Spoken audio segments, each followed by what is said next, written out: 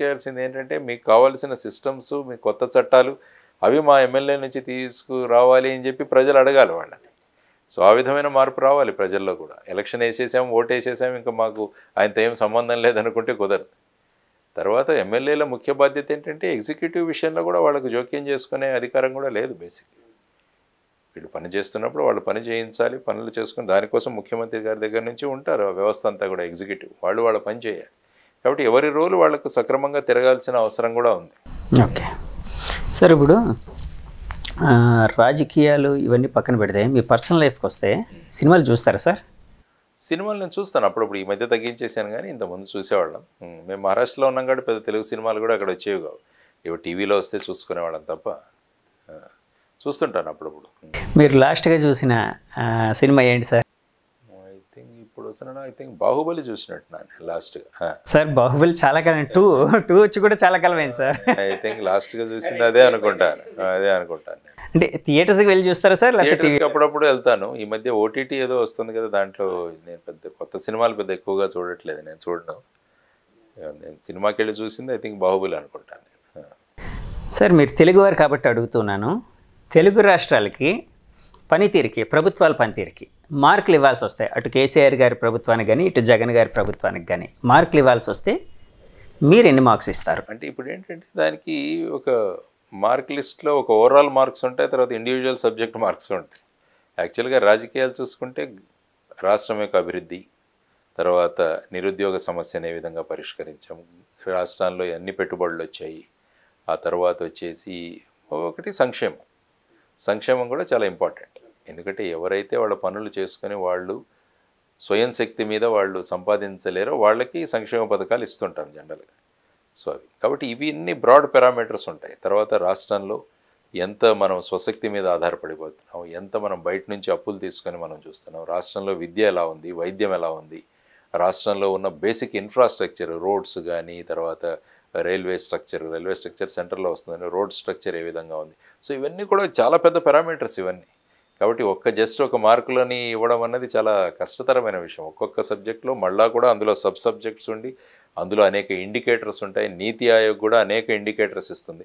నీతి ఆయోగ్ ర్యాంకులు ఇస్తుంది కదా మనకి, మళ్ళీ మనం ర్యాంకులు ఇచ్చాల్సిన అవసరం నీతి ఆయోగ్ ఇస్తుంది. నీతి ఆయోగ్ ర్యాంకులు పక్కన పెడితే మీరు అంటే పాస్ మార్క్ ఇస్తున్నారు లేదా అని అడుగుతున్నానండి. అంటే 35 పాస్ మార్క్ అనుకోండి ఫర్ ఎగ్జాంపుల్. అంటే ఏమవుతుందంటే ప్రతి సబ్జెక్టు మీద మనం పాస్ మార్క్ ఇవ్వాలి. సపోజ్ వెల్ఫేర్ విషయంలో పాస్ మార్కుల కన్నా బాగా ఎక్కువగానే ఉంటుంది, కానీ at the same time employment మీద ఏమైంది, డెవలప్మెంట్ మీద ఏమైంది, కాబట్టి ఇక్కడ మళ్ళీ మనకు అప్పులు ఏమయ్యాయి, ఇవన్నీ కూడా వీటిల్లో చూసుకోవాల్సిన అంశం ఉంది. కాబట్టి అన్నింటినీ బ్యాలెన్స్ చేస్తూ ప్రభుత్వాలు ముందుకు తీసుకెళ్ళాలి.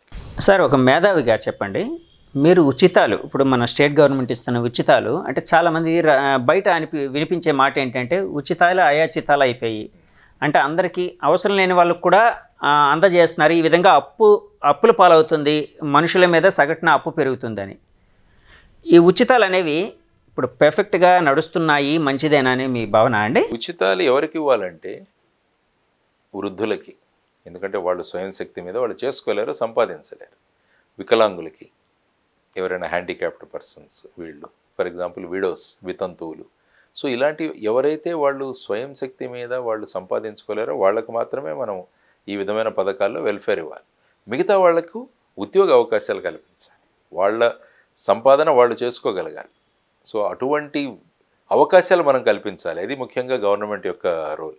కాబట్టి ఈ స్కీమ్స్ ఏవైతే ఉన్నాయో నా దృష్టిలో కేవలం ఇటువంటి స్కీమ్స్ మాత్రమే ఉండాలి. మిగతా స్కీమ్స్ ఏవైతే ఉన్నాయో ఇలాంటివి అవసరం లేదు. ఇన్ఫ్రాస్ట్రక్చర్ డెవలప్ చేయండి, రోడ్స్ డెవలప్ చేయండి, స్కూల్స్ డెవలప్ చేయండి, తర్వాత హాస్పిటల్స్ డెవలప్ చేయండి, అవి చేయండి. ఇన్ఫ్రాస్ట్రక్చర్ మీద ఖర్చు పెట్టాలి. ఇప్పుడు ఏమవుతుందంటే వీటికే మనం ఖర్చు పెడుతుంటే వాటి కోసం మనకు లేదు. సో దీనికోసం కూడా మళ్ళీ అప్పులు చేయాల్సి వస్తుంది. అప్పులు ఫైనల్గా కట్టాల్సిందే కదా, అప్పులు ఎవరు రైట్ ఆఫ్ అవ్వవు మనకి. సో వీటి వల్ల ఏమవుతుందంటే ఒక ఆర్థిక సంక్షోభానికి మనం ఎదుర్కోవాల్సి వస్తుంది. కాబట్టి ఉచితాలు అన్నవి కేవలం ఎవరైతే స్వశక్తి మీద ఆధారపడి వాళ్ళు సంపాదించలేరో అటువంటి వాళ్ళకి మాత్రమే ఉంది. మిగతా వాళ్ళకి సంపాదించుకునే అవకాశాన్ని మనం కల్పించాలి. అందుకని చేపలు ఇవ్వడం కాదు, చేపలు పట్టడం నేర్పించాలి అంటారు. కాబట్టి ఆ పట్టడం నేర్పిస్తే వాళ్ళే పట్టుకుంటారు, వాళ్లను ఆ విధంగా తయారు చేయగలగాలి. సో అటువంటి స్కీములు మనం పెట్టుకొని మిగతా స్కీమ్స్ ఏవైతే ఉన్నాయో వాటిని క్రమంగా తీయాలి. లేకుంటే ఏమవుతుందంటే మనం ఈ స్కీములు నడపడానికే డబ్బులు తీసుకురావాల్సి వస్తుంది, మళ్ళీ అప్పులు. కానీ ఇవన్నీ రాజకీయ పరంగా ఎలక్షన్ లింక్డ్గా జరుగుతున్నాయి కదా సార్, సాగుతున్నాయి కదండి. సో ఇలాంటివి కట్ ఆఫ్ అవుతాయి అని ఏమైనా ఆశించవచ్చా అండి? చెప్పాలి రాజకీయ పార్టీలు మేము ఇవ్వము అని. మిగతా రాజకీయ పార్టీలు చెప్పాను మేము ఇవి మాత్రమే ఇస్తాం, మిగతావి మేము ఇవ్వము. ఆలోచించండి. కానీ జనాల్లో అంత అవేర్నెస్ ఎక్కడ ఉంది సార్? ఇవ్వము అంటే టక్మని ఓటు వేయరేమో అనే ఒక భయం అనేది అలాంటివి ఉంటాయి కదండి రాజకీయ పార్టీలకి. మరి రాజకీయ పార్టీలు రాష్ట్ర సంక్షేమం కోసం నిర్ణయం తీసుకోవాలి. మరి మేము మీకన్నా ఇంతకన్నా ఎక్కువ ఇస్తామంటే ఎక్కడి నుంచి తేబోతున్నావు డబ్బులు? మరి ఇది మిగతా రాజకీయ పక్షాలు ఆలోచించాల్సిన అంశాలు కదా. చెప్పగలగాలి మేము ఇంత మాత్రమే ఇస్తాం, మిగతా మేము ఇవ్వలేము. ఆ విధంగా చేసుకోవాలి. For example Aarogyasri good, fee reimbursement scheme good, ఇవన్నీ కూడా కావాలి. ఎందుకంటే ఎవరైతే సో ఇవి కాబట్టి ఏవైతే అనవసరమైన పథకాలు ఉన్నాయో వాటిని స్వస్తి చెప్పాలి. విద్య, వైద్యం వాటి మీద గవర్నమెంట్స్ స్టాండ్ ఎట్లా జరుగుతుందండి, ఎలా సాగుతుంది అంటే ఇప్పుడుండే గవర్నమెంట్స్ మన తెలుగు స్టేట్స్లో? విద్యా వైద్యం ఎలా ఉందంటే ఇప్పుడు బేసిక్గా చూసుకుంటే మనకు ప్రభుత్వ రంగంలో ఉన్నాయి, గవర్నమెంట్ స్కూల్స్ ఉన్నాయి, జిల్లా పరిషత్ ఉన్నాయి, మున్సిపల్ స్కూల్స్ ఉన్నాయి, at the same time private schools కూడా ఉన్నాయి. సో ఇవన్నీ మొత్తంగా నేను చూసేది ఏంటంటే విద్య అన్నది అందరికీ అందించగలిగే స్థాయికి ప్రభుత్వాలు ఉన్నాయి. నేషనలైజేషన్ ఆఫ్ బ్యాంక్స్ ఏ విధంగా చేశాము, నేషనలైజేషన్ ఆఫ్ ఎడ్యుకేషన్ కూడా జరగాలి. మ్యాక్సిమం అలాట్మెంట్ విద్యకు ఉండాలి. కాదు సార్, విద్య అనేటప్పటికీ అంటే పాస్ మార్కుల విద్య లేకపోతే గ్రేడింగ్ల విద్య అనేది కాకుండా నిజంగా అంటే ఒక వ్యక్తిని పరిపూర్ణంగా తయారు చేసే వ్యక్తిత్వ నిర్మాణం చేసే విద్యను మనం తీసుకురావాలి. వ్యక్తిత్వ నిర్మాణం చేసే విద్య అది చాలా కష్టమైన పని. అందుకని సులభమైన పని ఎగ్జామ్ పెట్టేసి మార్కులు ఇచ్చేసి వాటిని పాస్ చేయడం. దీనికి చాలా ఎఫర్ట్స్ పెట్టాల్సి వస్తుంది. ఈ మొదటి చెప్పిన వ్యక్తిత్వ నిర్మాణానికి మనం తీసుకురావాల్సిన విద్య అంటే దాని మీద చాలా కూర్చోవాలి, దాన్ని ఏ విధంగా ఎవాల్యుయేట్ చేయాలి, దానికి కావాల్సిన టీచర్లను అపాయింట్ చేయాలి. ఫర్ ఎగ్జాంపుల్ మ్యూజిక్ టీచర్స్ కావచ్చు, ఆర్ట్ టీచర్, డ్రాయింగ్ టీచర్స్ కావచ్చు, వీళ్ళన్నింటినీ కూడా అపాయింట్మెంట్ చేయాల్సి వస్తుంది మనం. సో ఇవన్నీ కూడా వాళ్ళను మూల్యాంకనం ఎలా చేయాలి, వ్యక్తిలో మార్పులు ఏ విధంగా వస్తున్నాయని వాటిని ఏ విధంగా మనం చేయాలి, ఇవన్నీ కూడా చేయాలి. సో చేయకుండా ఏంటంటే మనం కాన్సన్ట్రేట్ చేయకుండా కొంత బడ్జెట్ ఇచ్చేసాము, ఇందులో పరీక్షలు పెట్టేద్దాం, పాస్ అవుదాం చేస్తే అందుకనే ఈ క్రైమ్స్ ఏవైతే జరుగుతున్నాయో చూడండి ఏ విధంగా జరుగుతున్నాయో. మరి చదువుకున్న వాళ్ళే చేస్తున్నారు ఇవన్నీ. మరి రేపు ఎవరైనా చదువుకున్న వాళ్ళు చేస్తే అప్పుడు బ్లేమ్ చేయొచ్చు, వాళ్ళు చదువుకోలేదు కాబట్టి చదువుకున్న వాళ్ళే సోఫిస్టికేటెడ్ క్రైమ్ అంతా వీళ్ళే చేస్తున్నారు. మరి ఇప్పుడు కుల మతాలు కూడా బాగా ఎక్కువ అంటే ఇంటెన్సిటీ పెరిగింది కదండి. ప్రతి వ్యక్తి కులం, మతం ఇలా రకరకాలుగా అంటే తనకు తానుగా ఎక్కువగా ఆలోచిస్తూ ఉండడం అది పెరిగినట్టుందండి. అంటే ప్రజలలో కులం అన్నది ఒక రిలీజియన్ అన్నది ఓపియం అంటారు. అంటే అది ఒక మత్తు క్రియేట్ చేస్తుంది జనాలు. షేక్స్పియర్ అన్నాడు మత్తు కలిగి చేస్తున్నారు. ఆ మత్తులో పడిపోతే మిగతా విషయాలు తెలియదు. కాబట్టి రాజకీయ నాయకులు దీన్ని ఎఫెక్టివ్గా యూజ్ చేసుకునే ప్రయత్నాలు కూడా చేస్తున్నారు చాలామంది. కాబట్టి ప్రజలను డివైడ్ చేయడం, కులం ప్రకారంగా లేకుంటే మతపరంగా కూడా వాళ్ళని డివైడ్ చేసి వాళ్ళలో వాళ్ళు చిచ్చులు పెట్టి అందరూ కలిసిపోతే మాకు ఎలా ప్రమాదం ఏర్పడుతుందో అన్న అభద్రతా భావంతో ఈ విధంగా సమాజాన్ని విభజించడం అన్నది కరెక్ట్ కాదు. యాక్చువల్గా సమాజం అంతా కలిసి ఉండేటట్టుగా అందరూ పని చేయాలి. అంటే రాజకీయాలు కంప్లీట్గా ఇలాగే ఉన్నాయని భావించవచ్చా అండి?